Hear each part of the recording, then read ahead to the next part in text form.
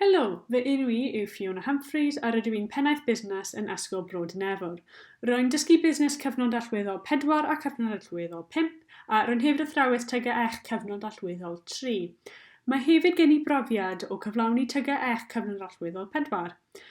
Rwyf hefyd yn arolwr cybac a cymedroiwr ar tygau busnes a busnes adwerthu. Rwyf wedi bod gweithio i cybac ers 4 blynedd nawr. Groddiais o Prifysgol Cymru y Drindod Dewi Sant gyda tar busnes 2015.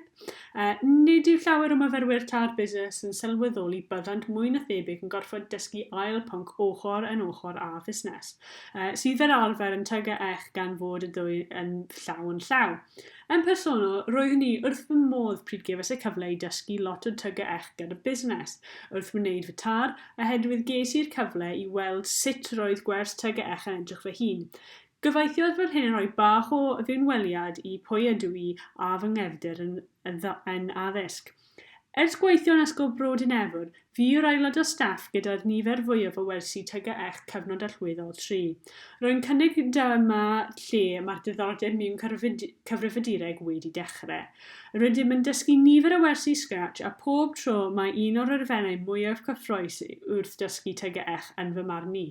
Mae gan fy myrwyr y gallu i fod yn creadigol iawn i ddatrys problemau ac i wir dechrau cymryd diddordeb mewn cyfrifadureg os dyma sy'n ei diddordeb i nhw. Wnaeth y pennaeth TGEch yn cyfrifadureg a fi dechrau cyd-redeg clwb codio wythnosol ar gyfer disgyblion cyfnod allweddol 3. Yn y clwb codio, defnyddir adnoddau Scratch Technoteach a wnaeth disgyblion mwynhau llawer. Wnaeth hefyd cyflwyno microbits a dronau a Minecraft for Education. Fe wnaeth Technoteach yn weld ar ysgol ar nifer o achlysur hefyd mwyn cyflawni sesiynau i'r disgyblion. Rwy'n cofio eistedd mewn un gwers lle'r ffocws oedd Greenfoot.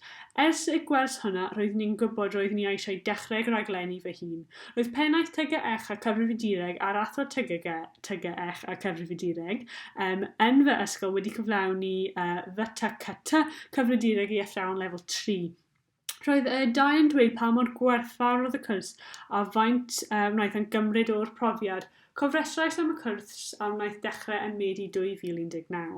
Roedd yn un o'r penderfyniau gorau wnes i oherwydd y dawodd amser tu allan i'r ysgol 2 diwrnod o dweud y gwir i wir deall sut i godio. Ti'n mod, os ydych yn gweithio mewn ysgol, mae'r amser yn gwerthfawr iawn a dydyn ni ddim yn cael digon. Felly, roedd y cyfle i dysgu tu allan i ysgol heb unrhyw gwrthdyniad yn helpgar iawn. Felly, ers dod ar y cwrs, rydym fel adran TGEch wedi dechrau neu penderfynu dechrau dysgu Python i disgyblion blwyddyn 9. Mae'r cyfle i dysgu raglenni Python ar y cwrs yma wedi adael ni mi'n deimlo'n fwy hyderus i gyflawni topic sydd newydd cael ei gyflwyno i mi'n diweddar. Roeddwn yn teimlo'n fwy hyderus i cyflawni'r cynnwys, ei gefnogi myfyrwyr yn ei dysgu a datrys problemau yn y dosbarth. Ar ben raglenni Python, nes i datblygu ymhellach fy sgiliau Scratch a dysgais sut i raglenni Greenfoot, Logo a Little Man Computer. Dyma ond rai o'r tasgau a iaithoedd defnyddiwn yn y brifysgol.